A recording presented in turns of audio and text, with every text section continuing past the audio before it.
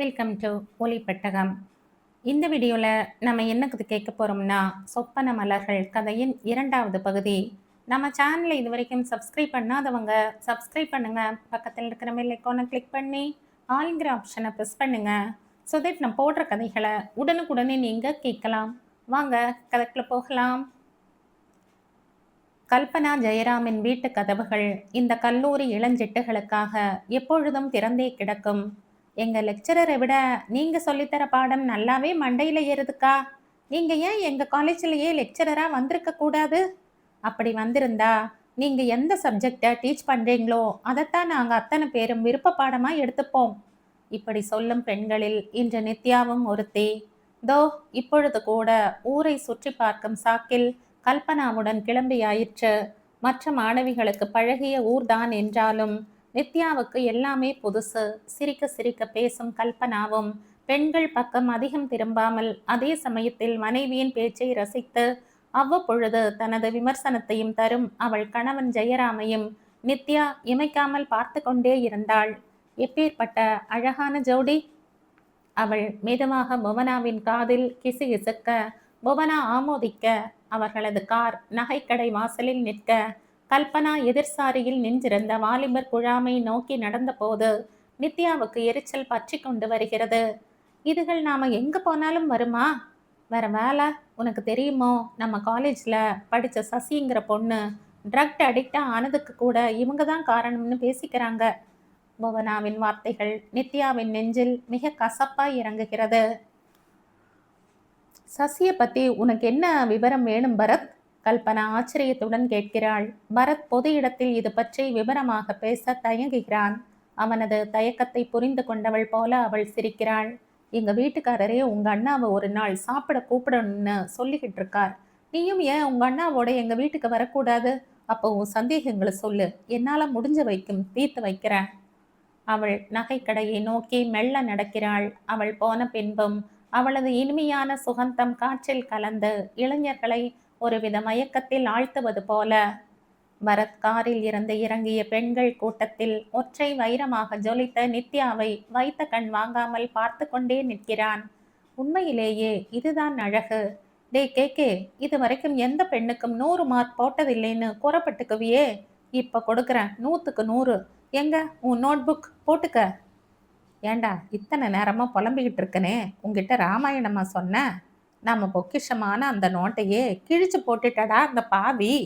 K படபடக்கிறான். Bharat மீண்டும் அந்த பெண்ணை உற்று பார்க்கிறான். அதற்குள் அவள் நீண்ட பின்னலை ஒரு முறை விசிறிவிட்டு துள்ளியபடி சக மாணவிகளுடன் கலந்து விட்டாள். பரத்தின் நெஞ்சுக்குள் பளீரென மின்னல் அடித்து முத்து மழை பெய்தாற் போல இருக்கிறது. இதுவரையில் எந்த பெண்ணிடமும் தோன்றாத ஒருவித அந்யோன்யம், காலம் காலமாக நெருங்கி பழகியது போன்ற உணர்வு. அன்றிரவு முழுவதும் பாவாடை தாவணி விசிற அந்த பெண்ணே அவன் கண்ணுக்குள் நர்த்தனம் ஆடினாள். அவனும் இத்தனை நாட்களாக எத்தனையோ பெண்களை பார்த்திருக்கிறான். ஏன் சசி இல்லையா? எத்தனை மாணவர்களின் உள்ளத்தை கவர்ந்திழுத்திருக்கிறாள் அவள். ஆனால் இவளோ ஒவ்வொரு அடி எடுத்து வைக்கும் பொழுதும் இவள் நான் உனக்குத்தான் உனக்குத்தான் என்று சொல்லாமல் சொல்வது போல. நெஞ்சுக்குள் ஏதோ ஒரு நம்பிக்கை. அந்த பெண் இந்த வீட்டில் உரிமையுடன் வளைய வருவாள் என்ற அசைக்க முடியாத நினைப்பு. வாழ்க்கையிலேயே இவளை சந்திக்கத்தான் தான் இதுநாள் வரையில் காத்திருந்தாற் போல. இவள் என்னுடையவள், அவளை பாதுகாக்க வேண்டியது என் கடமை. பரத் மறுநாள் நடுப்பகல் முழுவதும் நித்யாவை எதிர்பார்த்து கல்பனாவின் காஃபி பாரில் காத்திருக்கிறான். தம்பி, இன்னைக்கு சாயந்தரம் அண்ணானோட நீயும் எங்க வீட்டுக்கு வர்ற என்ன? கல்பனா சொன்ன போது கூட அவன் தன் நிலையில் இல்லாமல் தலையை ஆட்டி வைக்கிறான். அந்த பெண் ஏன் வரவில்லை? யாரிடம் கேட்பது? கேட்டால் விஷயம் விபரீதமாகி விடாதோ? அன்றிரவு குமாருடன் கல்பனாவின் வீட்டுக்கு போன போது ஜெயராம் வீட்டு வாசலிலேயே புன்னகையுடன் வரவேற்கிறார். வாங்க, எத்தனையோ நாளா நான் கூப்பிடுறேன், டபாய்ச்சிக்கிட்டே இருந்தீங்க. கடைசியில இன்னைக்கு கல்பனா அழைச்சதுக்கு அப்புறம்தான் வர்றீங்க. போலீஸ் ஆஃபீஸர் கூட பொம்பளை பேச்சுக்கு தான் மதிப்பு கொடுக்கிறாரு. ஜெயராம் குறும்பாக கண்களை சிமிட்டி சிரிக்கிறார். இதற்குள் கல்பனா வாசலுக்கே வந்து விட்டாள். வாங்க தம்பி, வா தம்பி, என்ன ரொம்ப அடக்கமா அண்ணன் பின்னாலேயே ஒளிஞ்சுக்கிற? பரத்துக்கு தன்னை அறியாமலே தன் முகத்தில் அசடு வழிகிறதோ என்கிற சந்தேகம் உண்டாயிற்று. காஃபி பாரில் இருப்பதை விடவும் இப்பொழுது வீட்டில் கல்பனா குடும்ப பாங்காக மிளிர்கிறாள். ஷிஃபான் புடவை தவிர்த்து அழகான காஞ்சிபுரம் பட்டு புடவையில் ஒளிர்கிறாள். முதுகு வரையில் அடர்ந்து விரிந்த கூந்தல் அழகான கொண்டையாய் முடியப்பட்டிருக்கிறது. காதோரமாய் ஒரு கொத்து செண்பகப்பூ, காதுகளில் நட்சத்திரமாய் சுடர்விடும் வைர கம்மல்கள், கழுத்தை ஒட்டிய அட்டிகை. இத்தனை குடும்ப பாங்கான தோற்றத்திலும் அவளது கழுத்து பகுதி தெரியும்படியாக சற்று இரக்கமாய் வெட்டி தைக்கப்பட்ட ரவிக்கை பரத்தின் கண்களை உறுத்தத்தான் செய்கிறது. வாங்கள, ஏன் அங்கேயே திகச்சு நின்னுட்டீங்க? கல்பனா வரிசை பற்கள் தெரிய சிரித்தபடி உட்பக்கம் நகர, ஜெயராம் அவளை தொடர, குமார் தம்பியின் காலை வேண்டுமென்றே மிதிக்கிறான். டேய், என்னடா அப்படி மறைக்கிற மடையா? இல்லைண்ணா, இவங்கள இந்த ட்ரெஸ்ல பார்த்த உடனே ஒரே ஷாக். திடீர்னு சிலுக்கு புடவை கட்டிட்டு வந்தாப்ல. கல்பனா சட்டென திரும்பி பார்க்கிறாள். தம்பி என்ன சொல்றாப்ல? அதுவா, அவனுக்கு என்ன வேலை? உங்க சில்க் சாரி ரொம்ப நல்லா இருக்காம், இது மாதிரி அன்னைக்கு ஒன்று வாங்கி கொடுக்க கூடாதான்னு கேட்குறான். வேற ஒன்றும் இல்லை. கல்பனாவின் முகம் பூவாய் மலருகிறது. அப்படியா, இந்த புடவை நல்லா இருக்கா? Credits goes to your friend. எப்பவுமே எனக்கு வேண்டிய புடவைகளை அவர்தான் செலக்ட் பண்ணுவாரு. நான் அவர் கூட கடைக்கு போவனே தவிர செலெக்ஷன் முழுக்க அவரோடது தான். ஜெயராம் பெருமை பொங்க மனைவியை பார்க்கிறார். எங்களுக்குள்ள இது நாள் வரைக்கும் சின்ன அபிப்பிராய பேதம் கூட வந்ததில்லை. என்னை கவனிச்சுக்க வேண்டிய பொறுப்பு முழுக்க அவளோடது, அவளை சந்தோஷமா வச்சுக்க வேண்டிய பொறுப்பு முழுக்க என்னோடது. சாப்பிடும் பொழுது ஒன்றை நன்றாக கவனிக்கிறான் பரத். தம்பதிகள் இருவருமே ஒருவருக்காகவே ஒருவர் சிருஷ்டிக்கப்பட்டது போல நடந்து கொண்டார்கள். எனக்கு கல்யாணமானா நானும் என் பெண்டாட்டியும் இவங்கள மாதிரித்தான் ஒற்றுமையா இருக்கணும். பரத்தின் நெஞ்சுக்குள் சின்னதாக ஆசை அரும்பு விடுகிறது. கல்யாணத்தை பற்றிய சிந்தனை வந்ததும் உடனேயே கண்முன் வந்து நின்ற உருவம் நித்யாதான். அவ என் கூட இது மாதிரி எழஞ்சு பழகுவாளோ? பார்த்தா கொஞ்சம் சண்டைக்காரி மாதிரி இருக்காளே.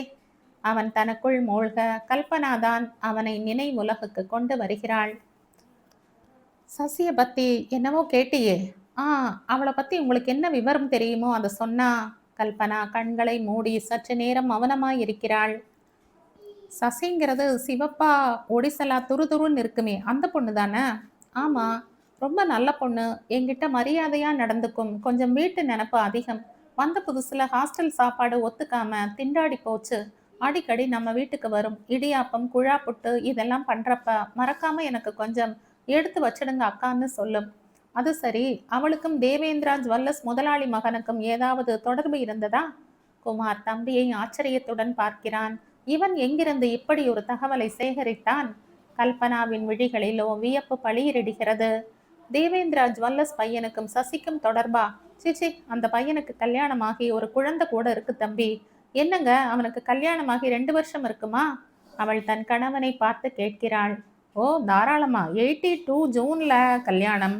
எப்படி இத்தனை கரெக்டா ஞாபகம் வச்சுட்டு இருக்கேன்னா, நம்ம வெட்டிங் டே அன்னைக்கு தான் அந்த பையனோட கல்யாணம். நான் கூட உனக்கு அந்த வருஷம் ஒரு முத்து நெக்லஸ் பிரசன்ட் பண்ணனே. கல்பனா கணவனை ஒருவித சிலாகிப்புடன் பார்க்கிறாள். ஐயோ, என் சமர்த்தே.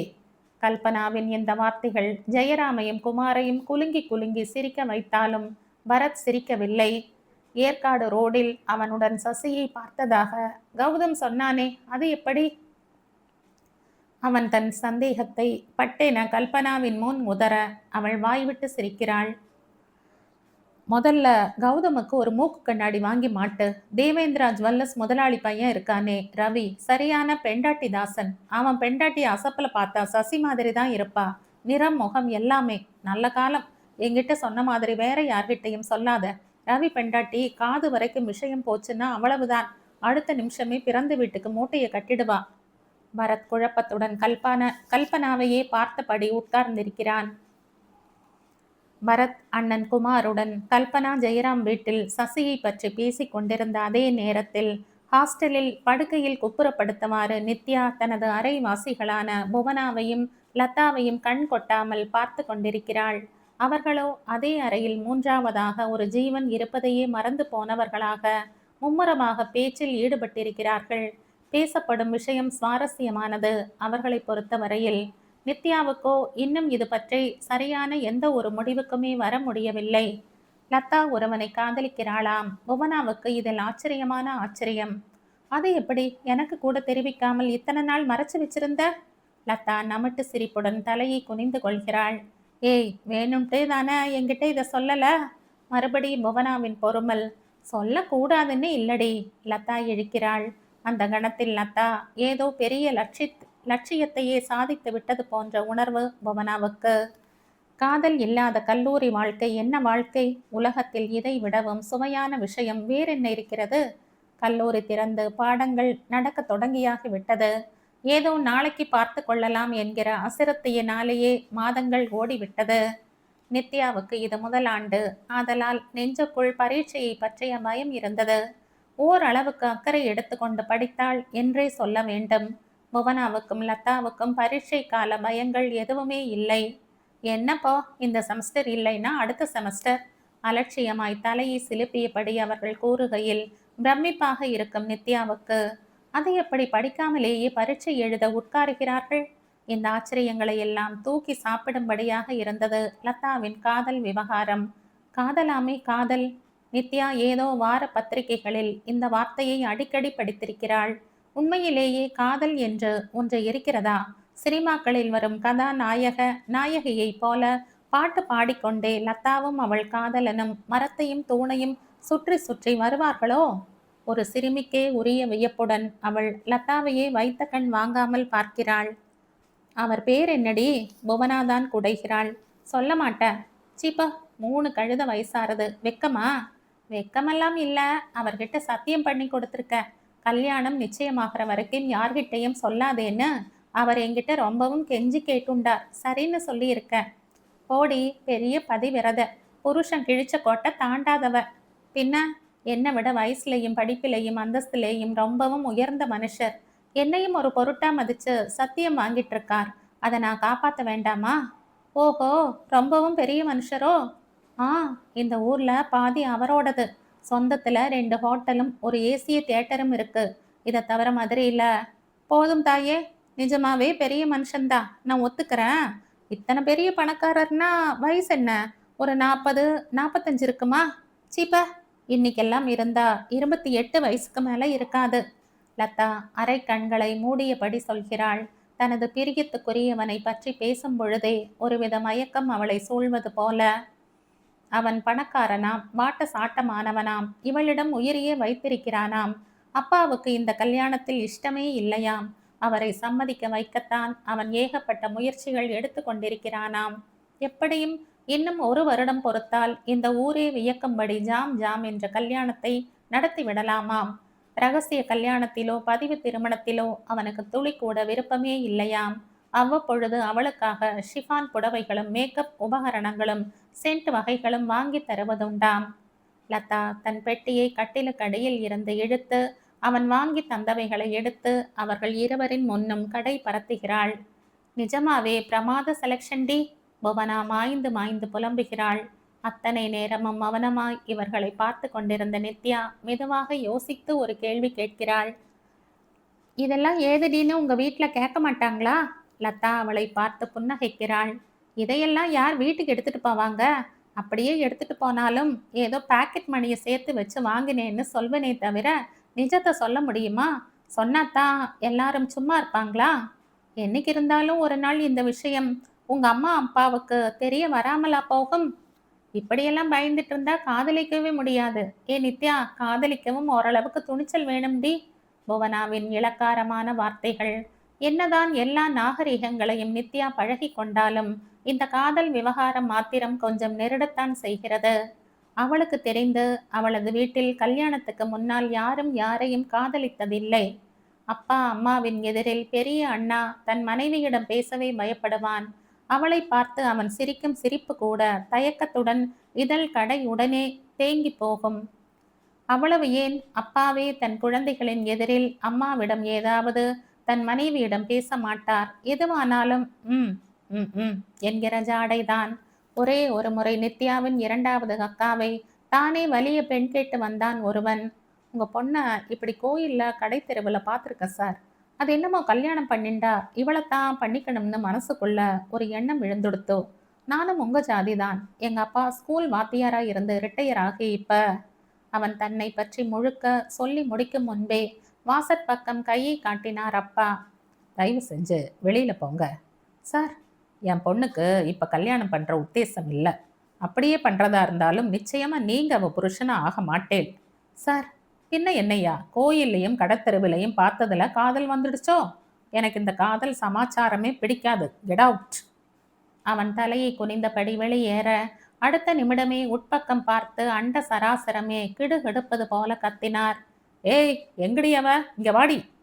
காதலிக்கிற மூஞ்சிய பாரு. ஏண்டி, எங்க குடும்பத்தையே குழி தோண்டி புதைக்கணும்னு உனக்கு எத்தனை நாள் ஆசை? ஐயோ அப்பா, எனக்கு ஒண்ணுமே தெரியாது. அன்றைக்கு அக்கா அழுத அழுகையும் அம்மா பேசிய பேச்சுக்களும் அப்பாவின் நாக்கை பிடுங்கிக் கொள்ளலாம் போன்ற வசனங்களும் இன்னமும் மறக்கவில்லை நித்யாவுக்கு.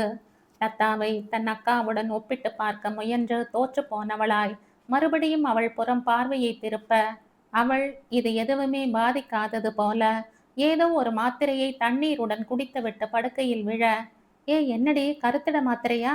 புவனா கண்களை சிமிட்ட லதா அவளது கன்னத்தில் செல்லமாய் தட்டுகிறாள். சிபா, இன்னும் அவ்வளவு தூரத்துக்கு முன்னேறல. இது வெறும் தலைவலி மாத்திரதான். லதாவின் சிரிப்பில் மெல்லியதாய் படர்ந்த செயற்கைத்தனம் நித்யாவின் கண்களுக்கு தப்பவில்லை. கல்பனாவின் வீட்டில் பேசிவிட்டு வந்ததில் இருந்தே பரத்தின் நெஞ்சில் ஏதோ ஒரு உறுத்தல். சசியை தேவேந்திரா ஜுவல்லர்ஸ் ரவியுடன் பார்த்ததாக கௌதம் சொன்னானே, அது எப்படி பொய்யாய் போகும்? என்னதான் ரவியின் பெண்டாட்டி சசியை போல இருந்தாலும் கௌதமுக்கு அடையாளம் தெரியாமல் போக முடியாதே. கௌதம் இது போன்ற விஷயங்களில் எல்லாம் மகா கெட்டிக்காரனாயிற்றே. மறுநாள் கௌதமின் கன்னத்தில் அறையாத குறையாக கேட்டுவிட்டான் அவன். டேய் மடையா, நீ சொன்னேன்னு போய் மிஸ்ஸஸ் ஜெயராம கேட்டன் பாரு. என் புத்திய செருப்பால் அடிச்சுக்கணும். என்னடா ஆச்சு? ஏண்டா, சசிக்கும் ரவியோட பொண்டாட்டிக்கும் வித்தியாசம் தெரியாத அளவுக்கா உன் புத்தி மேதலிச்சு போச்சு? கௌதம் விழிக்கிறான். உண்மையிலேயே நாம் தாண்டா மடத்தனமா அவனது சொந்த பொண்டாட்டிக்கும் சசிக்கும் அடையாளம் தெரியாமல் உளறிவிட்டோமோ? இருக்க முடியாதே. சசியின் நகக்கணு வரையில் பார்த்து பார்த்து ரசித்தவனாயிற்றே நான். 1000 பெண்களை சசியின் ஜாடையிலேயே நிற்க வைத்து 6 வித்தியாசங்களை கண்டுபிடிக்க சொன்னால் இந்த கௌதம் 5 வினாடிகளில் கண்டுபிடித்து விடுவானே. சசியை போலவே இன்னொரு பெண்ணா? சினிமாக்களில் இரட்டை வேடத்தில் கதாநாயகி வருவது போலவா? ஒருத்தி போதை மருந்து மயக்கத்தில் தள்ளப்பட்ட சசி, இன்னொருத்தி சேட் மனைவியாக காரில் ஏற்காடு ரோடில் கணவனுடன் காரில் செல்பவளா? சேச்ச, இருக்காது. இந்த எண்ணம் வலுப்பட்ட உடனேயே கௌதம் பளிச்சென சொல்கிறான். இதை நான் நம்ப தயாரா இல்லை. எதை? மிஸ்ஸஸ் கல்பனா சொல்றத. அவ எதுக்கு போய் சொல்லணும் கௌதம்? அதெல்லாம் எனக்கு தெரியாது. ஒன்று மாத்திரம் நான் கண்டிப்பா சொல்வேன். ரவியோட கார்ல போனது சசி தான். இதை நான் எங்க வேணும்னாலும் சத்தியம் செய்வேன். கௌதமின் ஆணித்தரமான வார்த்தைகளில் பரத் நம்பிக்கை வைக்க வேண்டியதாகிறது. இப்பவே வா, நேரா அந்த ரவியோட வீட்டுக்கு போவோம். அவன் பொண்டாட்டியை பார்த்துட்டு வரலாம். கௌதம் குதிக்க தடி எடுத்துட்டு வந்து நொறுக்கிடுவானுங்க. பரத் பொறுமை இழக்காமல் சொல்கிறான். வேற எப்படிரா உன் சந்தேகத்தை நிவர்த்தி செய்யறது? வழி இருக்கு. பரத் விரலை சொடுக்குகிறான். மூளைக்குள் மின்னல் அடித்தாற் போல ஒரு விஷயம் பளிச்சிடுகிறது. நேரே தன் அண்ணன் மனைவி லக்ஷ்மியின் எதிரில் போய் நின்றான். அண்ணி, என்னப்பா, உங்க லேடிஸ் கிளப்ல மொத்தம் எத்தனை மெம்பர்ஸ்? சுமார் 100 பேர் இருப்போம். எல்லாருமே பெரிய தலையா? புரியல. எல்லாருமே பெரிய இடத்தை சேர்ந்தவங்களான்னு கேட்டேன். லக்ஷ்மி சிரித்தாள். அது எப்படி? நான் பெரிய தலையா? ஏதோ என்னையும் ஒரு மெம்பரா இழுத்து போட்டுட்டாங்க. ஆனா இதுக்குள்ளேயும் பெரிய இடம் சின்ன இடம்ங்கிற வித்தியாசம் எல்லாம் இருக்கு. நீ என்னதான் சொல்லு, லைஃப் மெம்பர்ஸுக்கும் டோனர்ஸுக்கும் கிடைக்கிற மரியாதையே தனிதான். சுமாரா எத்தனை பேர் இது மாதிரி இருக்காங்க?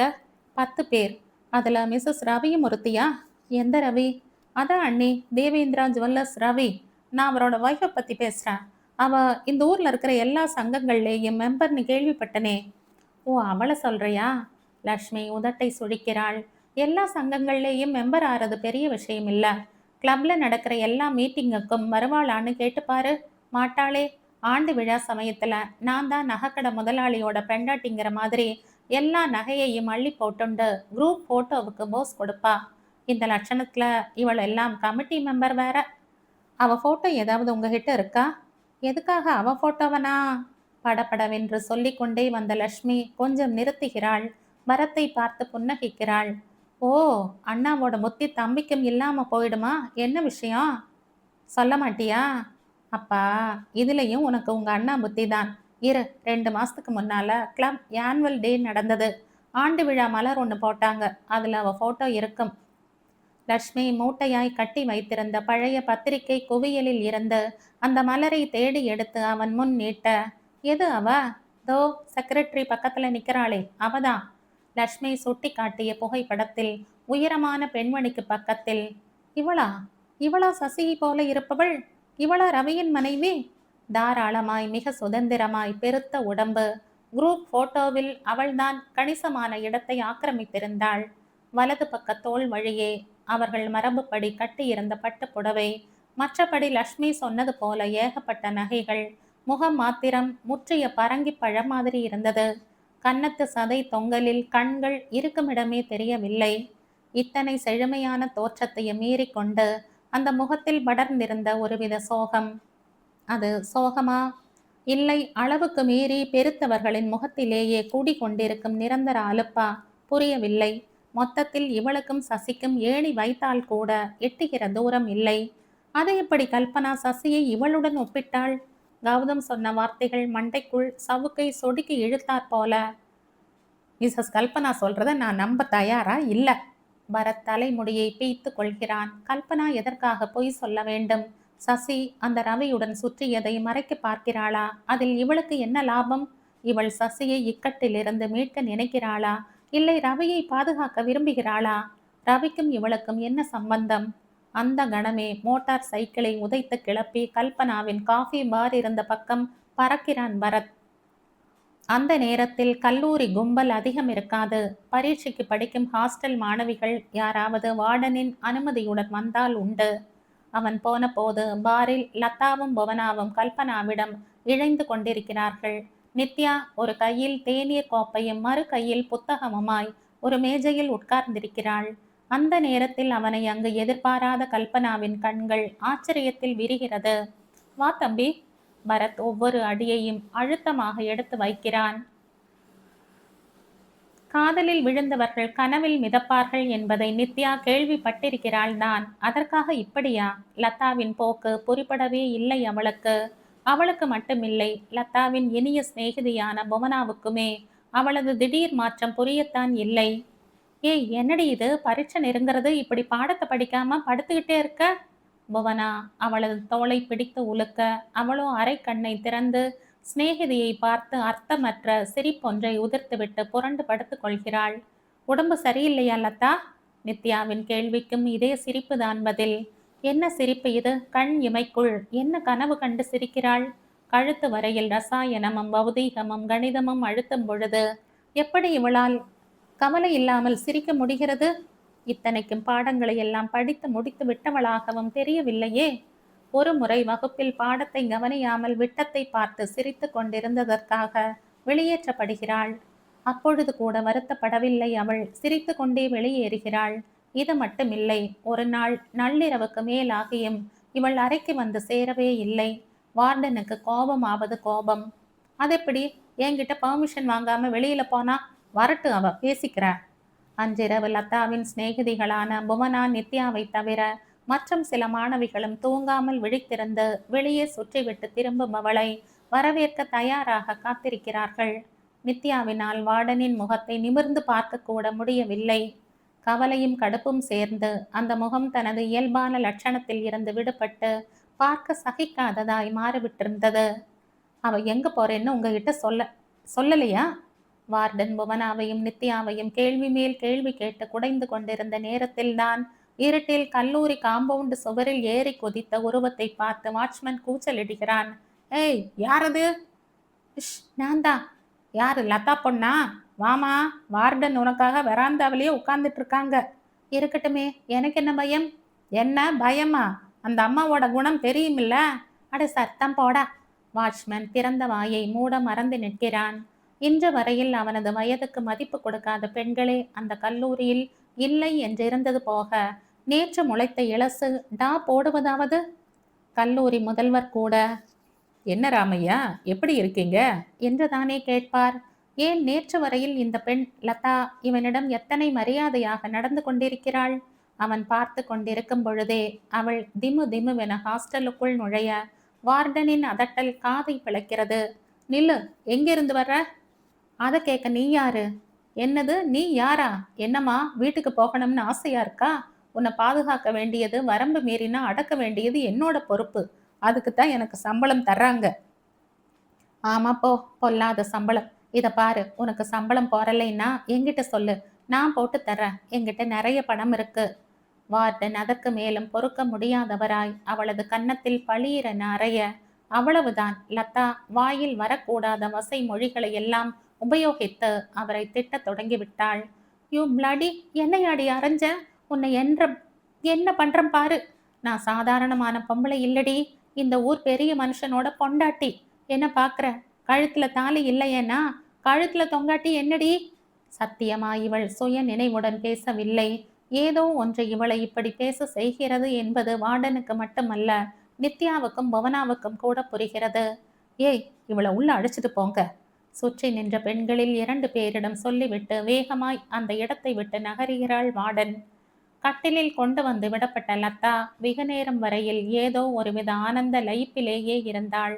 தான் எத்தகையதொரு இழிவான முறையில் நடந்து கொண்டோம் என்கிற பதட்டமே துளி கூட இல்லை. சிநேகிதியையே உற்று பார்த்தபடி கன்னத்தில் கை பதித்து உட்கார்ந்து விட்டாள் புவனா. காதல்ல மூளை கலங்கி போச்சோ? நித்யா குழந்தை மாதிரி கேட்க, புவனா ஏதோ ஒரு சிந்தனையுடன் தலையை அசைக்கிறாள். இருக்காது, இவன் மூளையை கலக்கி இருக்கிற விஷயம் காதல் இல்ல. பின்ன? புவனா அவளது கேள்விக்கு பதில் அளிக்கவில்லை. மங்கிய விளக்கொளியில் எங்கோ விட்டத்தை துழாவிக் கொண்டிருந்தாள். மறுநாள் காலையில் லதாவின் போக்கில் பெரும் மாறுதல். முதல் நாள் இரவு நடத்திய அமர்க்களத்தில் சாயல் துளி கூட இல்லை. வெகு அமெரிக்கையாக இருந்தாள். குளித்துவிட்டு வந்தவளை வைத்த கண் வாங்காமல் பார்த்து கொண்டிருக்கிறாள் நித்யா. அவள் புவனாவை தேடுகிறாள். புவனா எங்க? கிளாஸுக்கு போயிட்டா. வாட், என்ன விட்டுட்டா? உன்னை பிரின்சிபால் தன் ரூமுக்கு வர சொல்லி இருக்கார். எதுக்கு? எதுக்கா? நேத்து ராத்திரி நீ நடந்துட்ட முறையை விசாரிக்க வேண்டாமா? அதுக்குத்தான். என்னடி உளற? நான் என்ன தப்பு செஞ்ச? என்ன பிரின்சிபால் எதுக்காக விசாரிக்கணும்?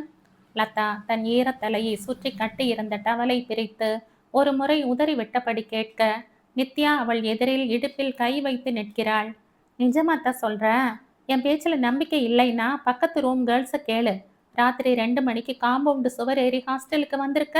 வாட்ச்மேனை மரியாதை குறைவா பேசி இருக்க. அது மட்டுமில்ல, வார்டன் கிட்ட நீ பேசின வார்த்தைங்களை காது கொண்டு கேட்க முடியல. அத்தனை மட்டமான பேச்சு. இதையெல்லாம் விசாரிக்காம சும்மா இருந்துட முடியுமா?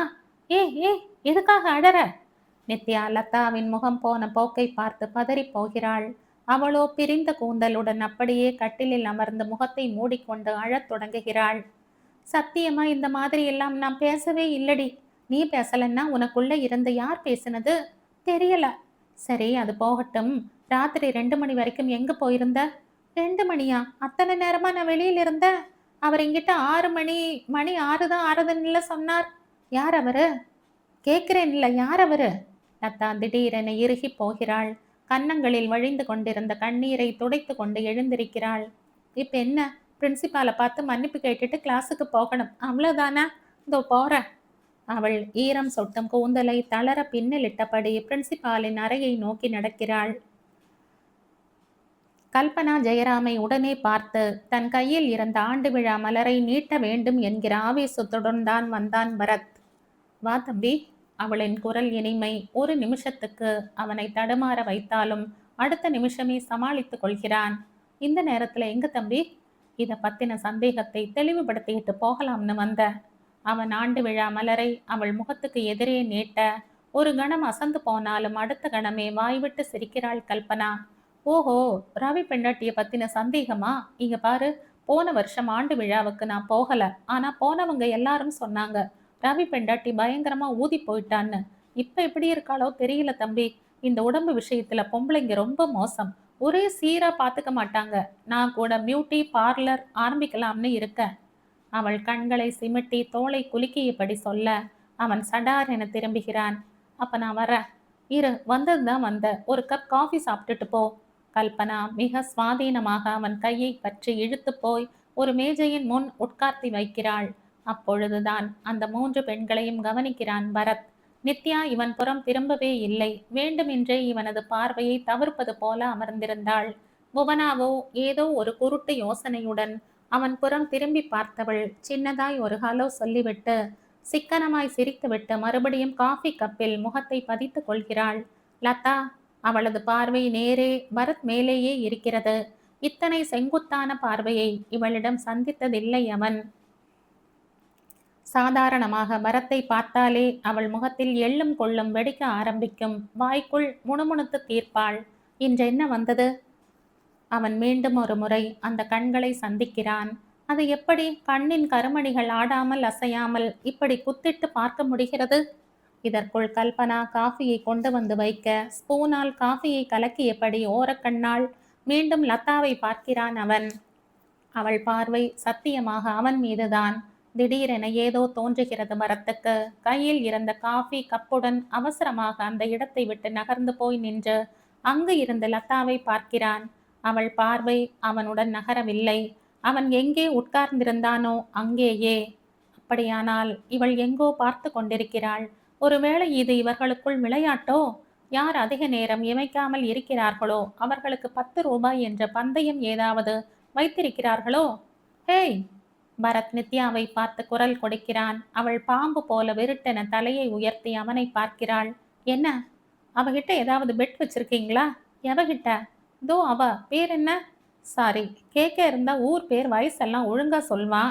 அவ பேரை தெரிஞ்சுக்கிட்டு உங்களுக்கு ஒன்றும் ஆக போறதில்ல. நித்யா வெடுவெடுக்கிறாள். என்ன நீ சமயம் சந்தர்ப்பம் தெரியாம கோவிச்சுக்கிற? அங்க பாரு உன் ஃப்ரெண்ட. I think something wrong. அவனது பார்வையில் தெரிந்த தீவிரம் புவனாவை திரும்பி பார்க்க செய்கிறது. லதா, ஏ லதா! புவனா லதாவை பிடித்து குலுக்குகிறாள். அவள் அசைந்தால் தானே. தீவிரமாய் தியானத்தில் ஆழ்ந்திருக்கும் ஒரு சந்நியாசினியைப் போல. என்ன கோலம் இது? அவர்கள் இருவரும் மிரட்சியுடன் அவனை ஏறிட்டு பார்க்க அவன் உட்புறம் நோக்கி குரல் கொடுக்கிறான். கல்பனா, ஜெயராம்!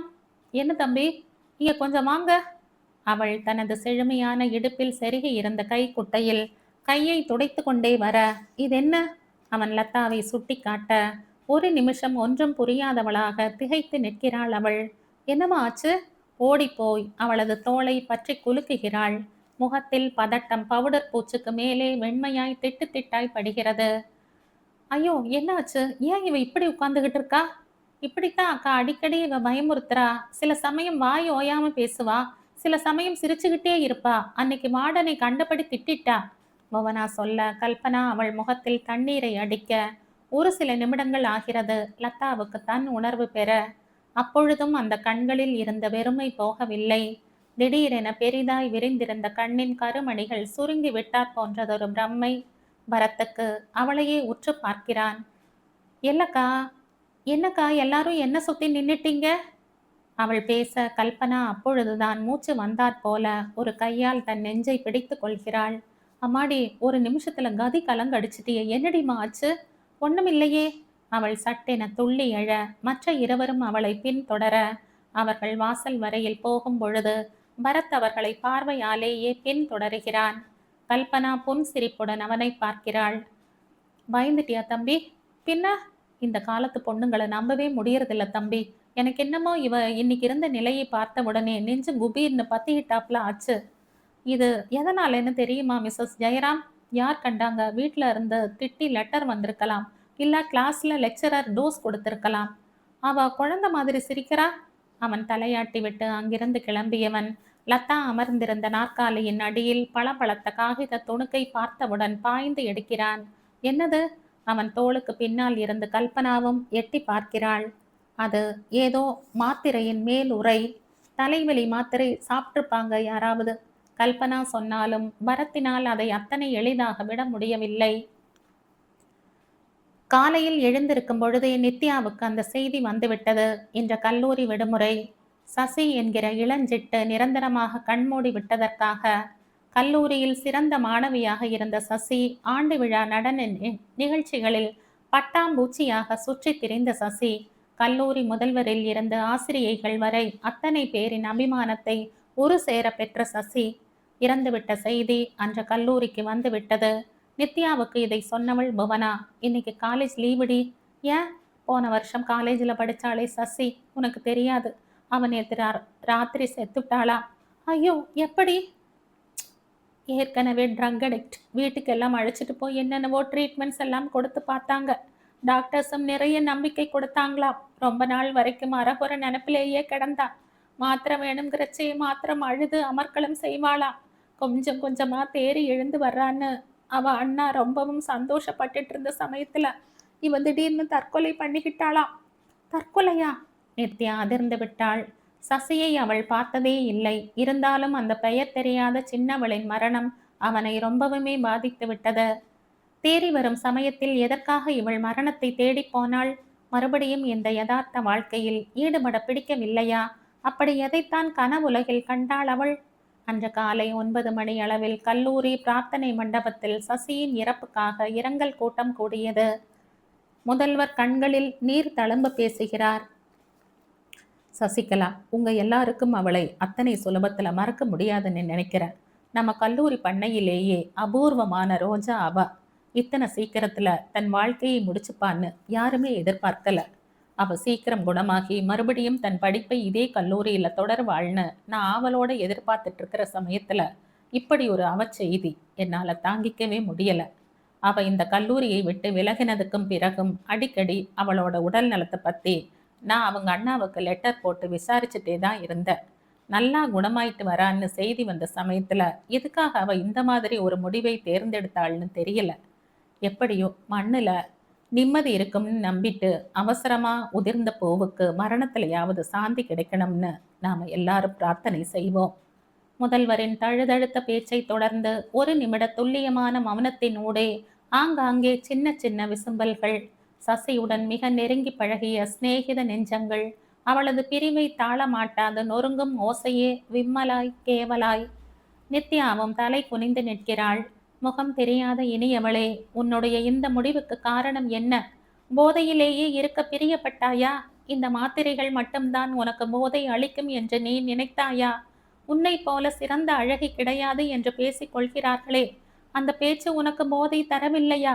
கல்லூரி விழாக்கள் எதுவுமே நீ இல்லாமல் சிறக்காது என்று கூறுகிறார்களே, இந்த வார்த்தைகளில் உனக்கு போதை இல்லையா? சென்ற 2 ஆண்டுகளிலும் முதல் மாணவி நீதான் என்பதை தோ இந்த கூடத்தில் இருக்கும் அறிவிப்பு பலகையில் உள்ள சந்தன நிற எழுத்துக்கள் முரசறைந்து கொண்டிருக்கிறதே. இந்த எழுத்துக்கள் ஒவ்வொன்றும் 1000 போதை மாத்திரைகளுக்கு சமம் டி. இது எப்படி உனக்கு தெரியாமல் போயிற்று? நெஞ்சுள் இந்த எண்ணம் ஊற்றெடுக்கையில் ஊற்று நீர் தானாக கண்களின் விளிம்பில் கசிகிறது.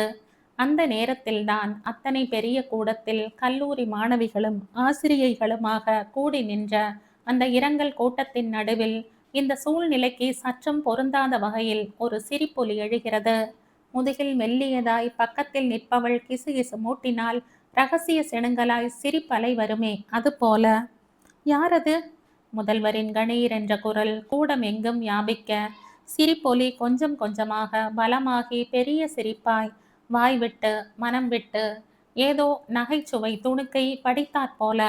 யாரது? முதல்வர் கண்களில் சிவப்பேற கூட்டத்தை துழாவ இதற்குள் கூடி நின்ற மாணவியரின் நடுவில் சலசலப்பு. கோர்த்து வைத்த மணிச்சரத்தின் நடுவில் இருந்து ஒற்றை மணி மாத்திரம் உருண்டோடுவது போல லதா அந்த கும்பலில் இருந்து வெளிப்படுகிறாள். ஏய் நில்லு! முதல்வர் அதட்ட ஒரு கணம் நின்று அவரை முறைத்து பார்த்த லதா யாருமே எதிர்பாராத வண்ணம் தன் இடுப்பில் இருந்த புடவையை உருவி போடுகிறாள். அதுபோலவே ரவிக்கையையும் கண் இமைக்கும் நேரத்தில் ஆசிரியைகள் ஓடி வந்து அவளது 2 கைகளையும் பிடித்து கொள்வதற்குள் திமிரி கொண்டு பிறந்த மேனியாக கூட்டத்தை விட்டு ஓடுகிறாள் அவள். கேட்ச்கர்! முதல்வரின் அலறல் பயத்துடன் கூடியதாய். நித்யா அந்த காட்சியை காண சகிக்காதவளாக 2 கண்களையும் கைகளால் பொத்தி கொள்ள புவனா லதாவை தொடர்ந்து ஓட அவளை வெளியே விடாதபடி அவளை பின்தொடர்ந்து ஓடிய கும்பல் அரண் மாதிரி அவளை சுற்றி கொள்கிறது.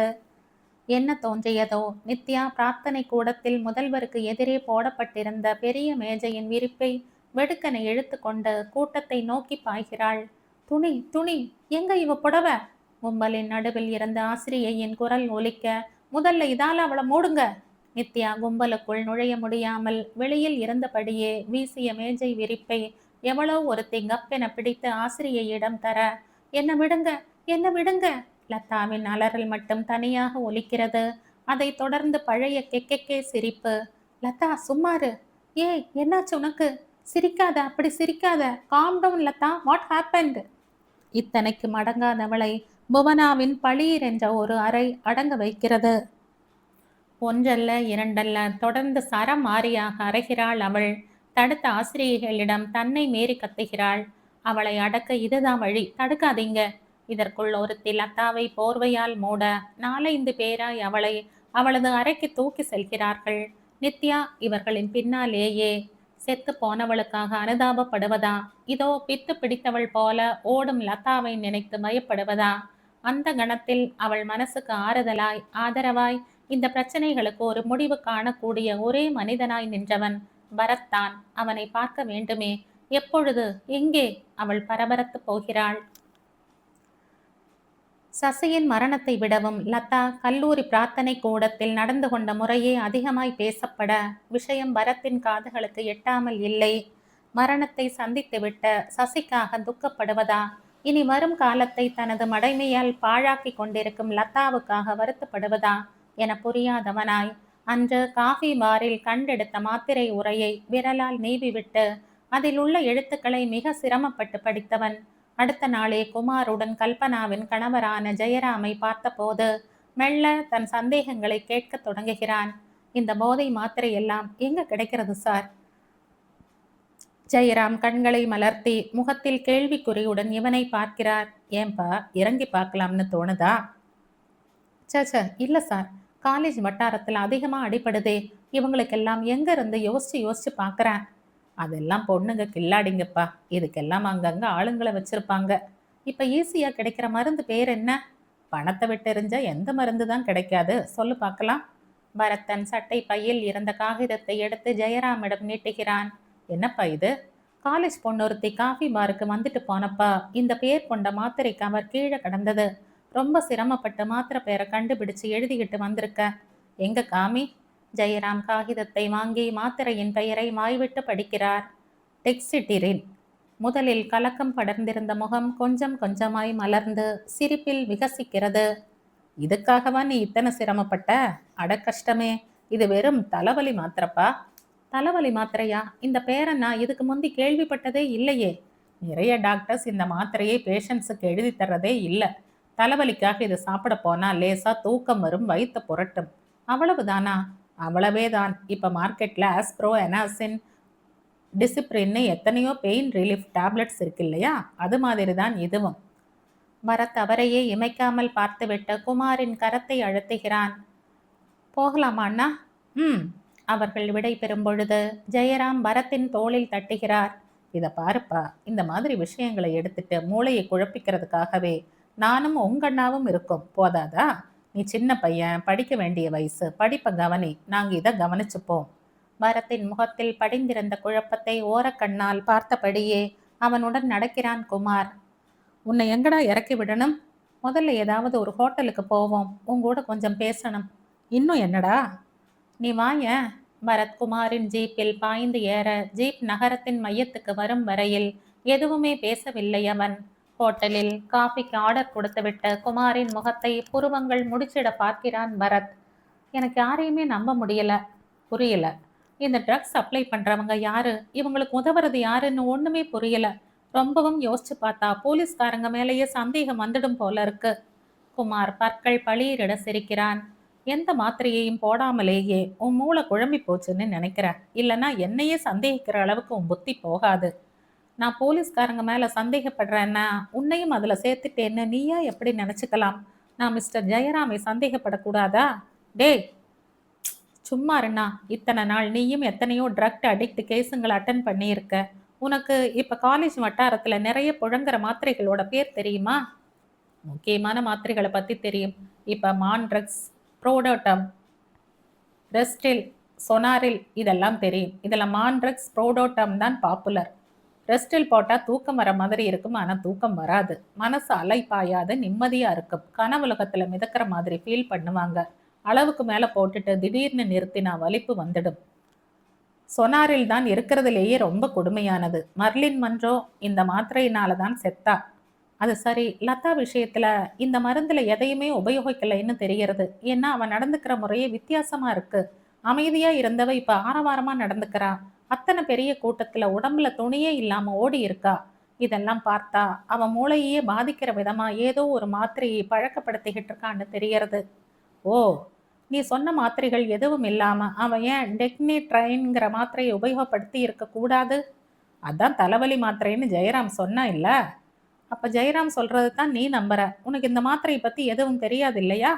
குமார் மௌனமானான். 2 நிமிட இடைவெளிக்கு பிறகு தாமதமாய் பதில் அளிக்கிறான்.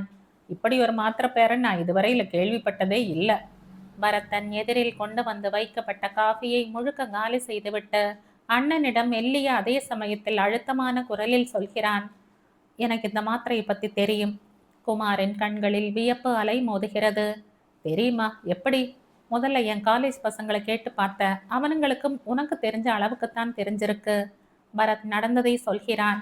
மாத்திரை பெயரை காகிதத்தில் எழுதி கையோடு எடுத்துக்கிட்டு 2 நாள் முழுவதும் மாணவர்களிடையே விசாரித்துவிட்டு கடைசியில் மருந்து கடை ஒன்றில் இந்த காகிதத்தை நீட்டிவிட்டு மகா சாதுவாய் அவன் நின்றிருந்த போது கடை சிப்பந்தி காகிதத்தையும் அவனையும் மாறி மாறி பார்த்துவிட்டு முதலாளியிடம் காகிதத்தை கொடுக்க அவர் தடித்த கண்ணாடியின் வழியே அவனை விரைத்து பார்த்தார். டாக்டர் யார் தம்பி? டாக்டரா? எதுக்கு? டாக்டர் பிரிஸ்கிரிப்ஷன் இல்லாம இந்த மருந்தெல்லாம் தர்றது இல்ல. ஏன் அத்தனை ஆபத்தான மருந்தா? அடடா, ஒண்ணுமே தெரியாத மாதிரி கேட்குறையே. உன் காலேஜ் மேட் எவனாவது இந்த மருந்து பேரை எழுதி கொடுத்தானா? இல்லைங்க, டாக்டர் தான் எழுதி தந்தார். மருந்து சீட்டு தொலைஞ்சு போச்சு. முன்னாலேயே ஒரு தடவை இந்த மருந்தை நான் பிரிஸ்கிரிப்ஷனை காமிச்சு வாங்கி இருக்க. ஓஹோ, யாருக்காக வாங்கிட்டு போன? எங்க தாத்தாவுக்கு. அவ்வளவுதான். மனிதர் வாய்விட்டு சிரிக்க தொடங்கிவிட்டார். இந்த மருந்து சாப்பிட்றவனுக்கு தூக்கம் வராது, பசி இருக்காது, உடம்பு எடையை குறைச்சிடும். தொடர்ந்து போட்டுக்கிட்டுறவங்க பைத்தியம் பிடிச்ச மாதிரி ஆயிடுவாங்க. இளசுங்க போட்டு துள்ளி திரிஞ்சிட்டு 1 வருஷத்துலேயே கிழவங்க மாதிரி ஆயிடுவாங்க. கிழவர் போட்டால் என்ன ஆறுது? நீ என்ன பண்ணுற? நேரே டாக்டர் கிட்ட போய் வேற ஒரு மருந்து சீட்டு வாங்கிட்டு வா.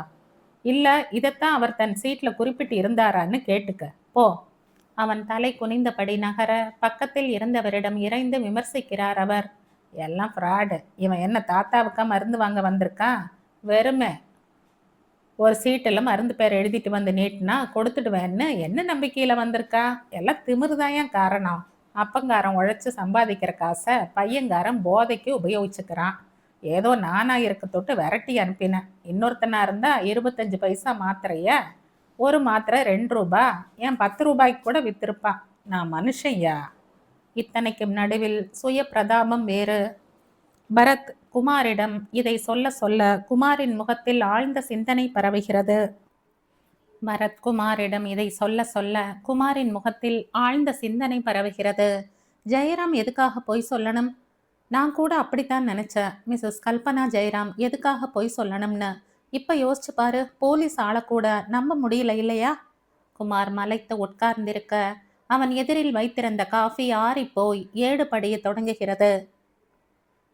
லதாவை பரிசோதித்த டாக்டர் சொன்ன தகவல் கல்லூரி முதல்வருக்கும் மற்றவர்களுக்கும் பேரதிர்ச்சியாய். அவ ஏதோ ட்ரக் யூஸ் பண்றா. முதல்ல அது என்னன்னு கண்டுபிடிங்க. அவளோட பெட்டி, ஹேண்ட்பேக் எல்லாத்துலேயும் நல்லா தேடி பாருங்க. அது மட்டும் இல்ல, இப்ப அவ வயிற்றுல 2 மாச கரு வளர்றது. உடனடியா அவளோட குடும்பத்துக்கு தகவல் கொடுங்க. எத்தனை பெரிய அவமானம்! கிட்டத்தட்ட 50-60 வருடங்களாக சிறந்த கல்விக்கும் நன்னடத்தைக்கும் பெயர் போன அந்த கல்லூரியின் சரித்திரத்திலேயே தொடர்ந்து இப்படி சில அவப்பெயர்களா? வார்டனுக்கு தூக்கு போட்டுக்கொண்டு சாகலாம் போல இருக்கிறது. இன்னும் சில நாட்களில் ஓய்வு பெற வேண்டியவள் இந்த நேரத்தில் போய் இது மாதிரியானதொரு தலை குனிவென்றால்?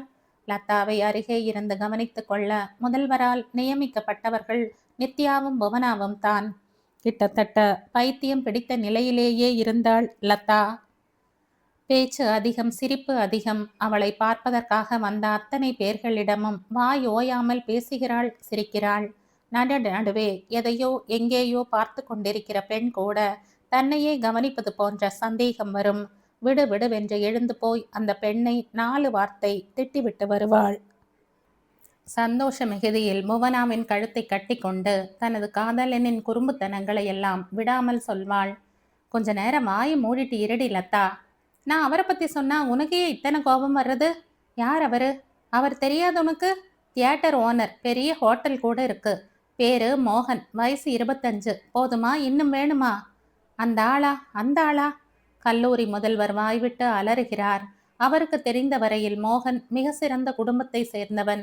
போன வருஷம் கூட கல்லூரி வாசலில் சின்னதாய் ஒரு பிள்ளையார் கோவில் கட்ட வேண்டும் என அவர் ஆசைப்பட்ட போது கையெழுத்திட்ட வெற்று காசோலையை நீட்டியவன் இந்த மோகன்தான். முதல்ல என் கையால கொடுக்கிற மேடம், கோவில் கட்டுறதுக்கான முழு செலவையும் நான் ஏத்துக்கிறேன். உங்க அப்பாவோட குணம் அப்படியே உங்களுக்கு இருக்கு மிஸ்டர் மோகன். உங்க அப்பாவோட தயவுல தான் இன்னைக்கும் காலேஜ் கேர்ள்ஸுக்கு மருத்துவ வசதி கிடைச்சிட்டு இருக்கு. அன்றைக்கு அவன் அடக்கத்துடன் புன்னகை செய்ததை இன்னமும் அந்த அம்மாள் மறக்கவில்லையே. அவனா இப்படி? மோகனை தொலைபேசியில் தொடர்பு கொண்டு தன்னை வந்து பார்க்கும்படி கல்லூரி முதல்வர் வேண்டுகோள் விட எந்தவித குற்ற உணர்ச்சியும் இல்லாமல் தலையை நிமிர்த்தியபடி வழக்கமான கம்பீரத்துடன் வந்து நிற்கிறான் அவன். என்ன மேடம், என்னோட உதவி எதுக்காவது தேவைப்படுதா? ஆமாம். என்ன வேணும் சொல்லுங்க. மோகன் அவசரமாய் தன் பேண்ட் பையில் இருந்து செக் புத்தகத்தை உருவுகிறான். தேவை உங்க பணம் இல்லை மிஸ்டர் மோகன், உதவி ஒத்துழைப்பு. அவன் புருவத்தை சுளுக்கியபடி அந்த அம்மாளையே உற்று பார்க்க அவர் தர்ம சங்கடத்துடன் சொல்ல தொடங்குகிறார். அவ இத்தனைக்கும் காரணம் நீங்க தான்னு சொல்றா. எனது நானா? அவன் அதிர்ந்து போகிறான். நானா? என்னையா சொன்னா? என்ன மேடம் இது? அந்த பொண்ணு கருப்பா சிவப்பாங்கிறது கூட எனக்கு தெரியாது. தயவு செஞ்சு அவளை பார்க்க வரீங்களா? ஷோர். அவன் எழுந்து விட்டான். லதாவை போய் பார்த்தபோது அந்த கண்களில் எந்தவித மிரட்சியும் இல்லை. புதுசாய் ஒரு பெண்ணை பார்ப்பது போல்தான் பார்க்கிறான் அவன். லதா, இவரை தெரியறதா? இவர்தான் மோகன். லதா ஓடி வந்து அவன் அருகில் நிற்கிறாள். அது நேரம் வரையில் சிரித்து கொண்டிருந்தவள் அவனை கண்டதும் விம்மி அழுகிறாள். இப்பெல்லாம் என்ன பார்க்க வர்றதே இல்லையே, ஏன் மோகன்? என்னையா கேக்குற? நீ யாருன்னு எனக்கு தெரியாதுமா. தெரியாதா? தெரியாதா? கல்பனா அக்காவை கூப்பிடுங்க சொல்றேன். அவள் கத்த இதற்குள் கல்பனா ஜெயராமிற்கு செய்தி போக ஓடி வந்தவளின் நெஞ்சில் சாய்ந்து கொண்டு அழுகிறாள் லதா. என்ன லதா இது? பாருங்கக்கா, இவருக்கு என்ன தெரியவே தெரியாதாம். எவருக்கு? கல்பனா விழிகளை உயர்த்த அங்கே கல்லூரி முதல்வரின் அருகில் இருந்த மோகனை கண்டதும் அவசரமாய் இரு கைகளையும் குவிக்கிறாள். நமஸ்காரம். நீங்க எங்க? எனக்கு ஒண்ணுமே தெரியாது மிஸ்ஸஸ் கல்பனா. மேடம் போன்ல கூப்பிட்டாங்க, வந்த. இங்க என்னடா அண்ணா, இந்த பொண்ணு என்னென்னவோ சொல்றா. அத்தனை அமர்க்களத்திலும் அவனது குரல் அமைதியாய், அக்கா, இவரை நீங்க தானே அறிமுகப்படுத்தி விட்டீங்க, இப்ப நீங்களே. இப்படி எதையோ சொல்ல வந்தவள் ஒரு கணம் வார்த்தைகளை அப்படியே நிறுத்திவிட்டு திகைத்தாற் போல நிற்கிறாள். லதா, லதா என்னாச்சு? எனக்கு மாத்திரை வேணும். மோகன் வேண்டாம், காலேஜ் வேண்டாம், எனக்கு அழுகையா வர்றது. இப்பவே மாத்திரை வேணும். மாத்திரை போட்டாத்தான் நான் சந்தோஷமா சிரிச்சுக்கிட்டு இருப்பேன். ப்ளீஸ், 2 மாத்திரை. என்ன மாத்திரை லதா? டெக்ஸி டிராய் 2 மாத்திரை போதும். அவள் அத்தனை பேரையும் பார்த்து கையெடுத்து கும்பிடத் தொடங்குகிறாள். கல்பனா மெல்ல முதல்வரின் தோளை தொடுகிறாள். எக்ஸ்கியூஸ் மீ, நாம கொஞ்சம் தனியா பேசலாமா? முதல்வர் அவளை நிமிர்ந்து பார்த்துவிட்டு தனது அறைக்கு நகர கல்பனா தீர்மானமாய் தன் மனசில் பட்டதை சொல்கிறாள். மேடம், அதுவும் அந்த பொண்ணு தான் ஏதோ சுய நினைவில்லாம உளறுனா, நீங்களும் அதை கேட்டுட்டு மிஸ்டர் மோகனை வரவழைச்சு. என்ன வரவழைச்சு? அட என்ன விடுங்க, எனக்கு இந்த காலேஜ் பிறந்த வீடு மாதிரி. அம்மா கூப்பிட்டா பொண்ணு ஓடி வர மாட்டாளா? ஆனா அவர் அப்படி இல்லையே. இது வரைக்கும் நம்ம காலேஜுக்கு அவங்க எத்தனை உதவி செஞ்சிருக்காங்க. அவரை போய் கூப்பிட்டு இப்படி 4 பேர் நடுவில் உட்காத்தி வச்சு, சச்ச. அந்த பொண்ணு இத்தனைக்கும் காரணம் மோகன் தான்னு சொல்லிச்சு கல்பனா. அதனாலதான் அவ சொல்லிட்டாப்ல ஆச்சா. இத்தனை பேசுறவ எதுக்காக பொதுக்கூட்டத்துல துணி இல்லாம ஓடினாளாம்? போதை மருந்து செய்யற வேலை கல்பனா. இதுவும் அப்படித்தான். மாத்திரை போட்டா சிரிக்கிறதும் இல்லாட்டி அழறதும். பெரிய தொல்லையா போச்சு இந்த பொண்ணுங்களோட. இந்த லட்சணத்துல வயிற்றுல வேற 2 மாசமாம். இது வேறையா? பெத்தவங்க வந்துட்டாங்களா? இன்னும் இல்லை, அது வேற. அவங்க வந்த உடனே இருக்கு. கல்பனா கல்லூரி முதல்வரின் 2 கைகளையும் சேர்த்து பிடித்து கொள்கிறாள். நீங்க என்ன செய்வீங்க மேடம்? இந்த காலத்து பொண்ணுங்க எல்லாம் முன்கால மாதிரி அடக்க ஒடுக்கமா இல்லாததால தான் இத்தனை சங்கடம். நான் என் ஹஸ்பண்டை வரவழைக்கிறேன். அவர் வந்து இவளை செக்அப் செஞ்சு என்ன சிகிச்சை கொடுக்கணுமோ கொடுப்பாரு.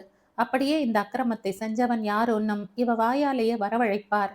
இந்த பொண்ணோட பேரண்ட்ஸை அழுது ஆர்ப்பாட்டம் செய்யாம இருக்க சொல்லுங்க. மற்றதை நான் கவனிச்சுக்கிறேன். அவள் தலைமை பொறுப்பேற்ற புதிய தளபதி போல விரைப்பாக சுற்றி இருந்த ஆசிரியைகளை பார்க்கிறாள். மோகனை பார்த்தவுடன் மாத்திரம் அவளது கண்களில் அபரிமிதமான மரியாதையும் குழைவும். தயவு செஞ்சு மன்னிச்சுக்கோங்க மோகன், உங்களோட பொன்னான நேரத்தை. இதெல்லாம் என்னம்மா பெரிய வார்த்தையெல்லாம் போடுறீங்க? காலேஜ் நம்ம காலேஜ். என்னோட அக்கா தங்கை எல்லாம் இதில் தான் படித்து பட்டம் வாங்கினாங்க. மேடம் எங்கள் அம்மா மாதிரி. அவன் முதல்வரை பார்த்து பெரிய கும்பிடாக போட்டுவிட்டு நகர கல்பனா போகிற போக்கில் நித்யாவின் அருகில் ஒரு வினாடி நிற்கிறாள். சாயந்தரமா காஃபி பாருக்கு வா நித்யா, உன் கூட கொஞ்சம் பேசணும். நித்யா எதுவும் புரியாதவளாய் தலையை மட்டும் அசைக்கிறாள். நித்யா கல்பனாவின் எதிரில் உட்கார்ந்திருந்தாள். என்ன சாப்பிட்ற? இப்போ ஒன்றும் வேண்டிக்கல. லதாவோட நிலைமைய பார்த்ததுக்கு அப்புறம் அதுக்காக நீ பட்னி கிடக்க முடியுமா? அவ வேணும்னே வரவழைச்சுட்ட வினைதான் இதெல்லாம். நித்யா அவளை நிமிர்ந்து பார்க்கிறாள். இவளுக்கு இந்த மாதிரியான ஒரு பழக்கத்தை யார் ஏற்படுத்தி இருப்பாங்கன்னு நினைக்கிறீங்க?